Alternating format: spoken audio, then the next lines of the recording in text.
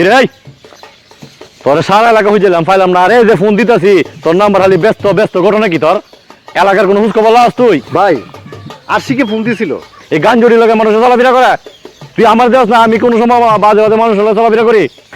নিজের নিজে এত পণ্ডিত মনে করিস না। কি কইছি বুঝছস? সমাজের অবস্থাটা বুঝিস।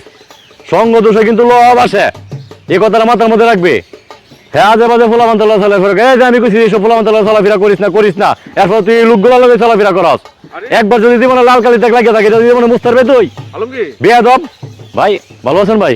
ভালো, আল্লাহ ভালো রাখছি। তবে তোমরা কি নিয়ে তর্কাতর্কি করতেছো আমি একটু বুঝতে পারছি।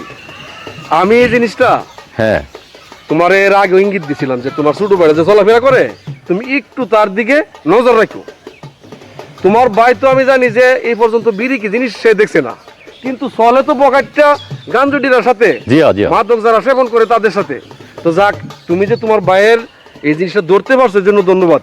তুমি একটা বিষয় জানো, আমাদের এদিকে কিন্তু বর্তমানে হ্যাঁ যারা মাদক সেবন করে মোটামুটি সমাজের ভিতরে যারা সচেতন মানুষ আছে তাদের উপর একটা রায় দেওয়া হয়েছে যে যেই অবস্থাতে যে জায়গাতে মাদক সহকারে হ্যাঁ কোনো লোকেরে পাইবো সাথে সাথে থানায় ফোন দেওয়া তাদেরকে পুলিশের কাছে ধরাই দেয়। ভালো কাজ করছো, তারা সতর্ক করে দিছো। শুনছস ভাই কি কইছে?